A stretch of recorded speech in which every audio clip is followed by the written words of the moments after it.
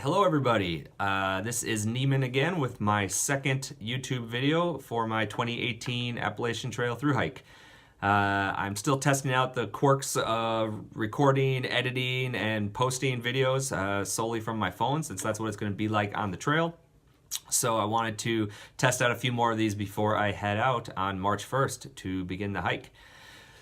For this video, I want to talk through what a town resupply will look like for me. I went out and did a test run resupply to see what kind of options I have and how much it would end up costing me. Given what we know about the trail, the type of resupply options are relatively limited. So, it's not like going to a Trader Joe's or a Whole Foods or a Target like I might be used to out here in Los Angeles. But more likely it's going to be gas stations or Dollar General, or if I'm lucky, there might be a grocery store or whatever, small options the hostel I'm staying at might have. So because we don't have a Dollar General out here in LA, I opted for what I think is the closest, which was a 99-cent store.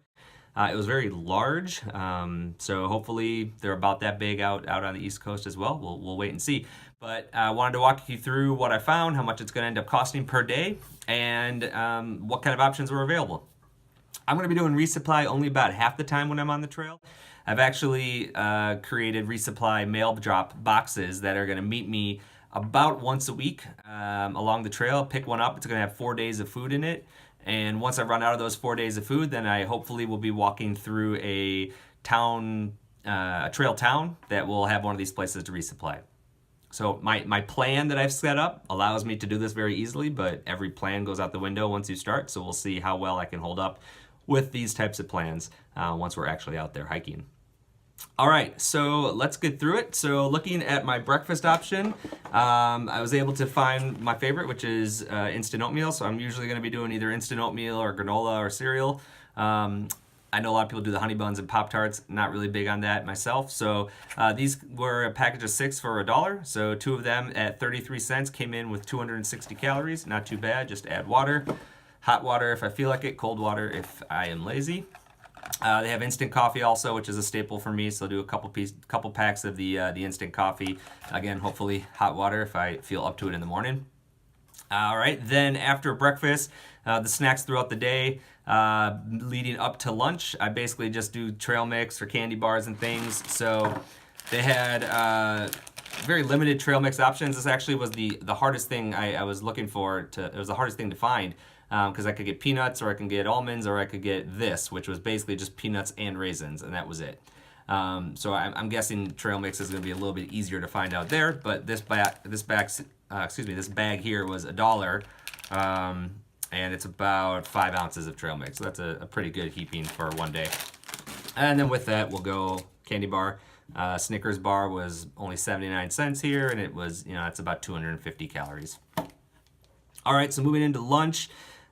This is kind of the hardest thing to do because I'd like to have a little bit more concrete lunch than just keep snacking on granola bars and dried fruit and such. But to try to make it a little substantial, so they have beef jerky or Slim Jims are really popular. So I found that they had these tiny little individual beef jerky packs. So each of these were $1, and they're each 0.75 ounces. So if you get 4 of them, that's a good 3 ounces of beef jerky, which is about 240 calories. So $4, 240 calories of that.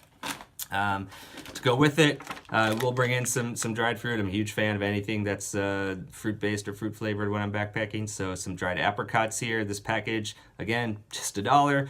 And it's about 300 calories. So decent size there, 4 ounces of dried apricots. And then lastly, because I am a savory over sweet guy, I always like to have some sort of crackers or chips or something. So they had some Cheez-Its. These were 4 in this individual pack for $1, and each individual one is, or 2 of them that I would have for a lunch would be 1.5 ounces. So 50 cents for 1.5 ounces and 210 calories. So that would be lunch. Following up lunch would be some sort of mid-afternoon snack.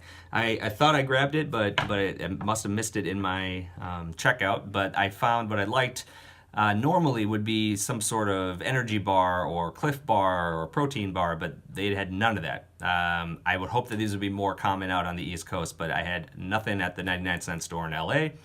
So I got as close as I could, which was some yogurt covered raisins and a package of almonds.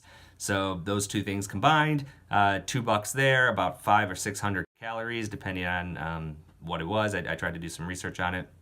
So that would just be a good snack before you get into camp. And then once I'm into camp for the night, my dinner is going to look pretty familiar to anyone who's been prepping for one of these trips. So I got the Knorr pasta sides and rice sides. I am not a fan of the pasta sides. I think they taste like chemicals and don't rehydrate very well, but the rice ones are great. They still taste a little bit like chemical, but they're good. They're hearty. They're a lot of calories. I think it's 600 calories and only $1 for that. I will try to beef it up though. So I found that there's some meat I can throw in there by getting a can of white chicken. These things are a little bit heavy because they come with water, but drink the water right away, and then you can crush the can, and your trash carrying out weight isn't too horrible. So if you have a tiny can opener on your knife, or bring a tiny one like I do, then this will be something nice to add to that chicken to give it a little bit more meat.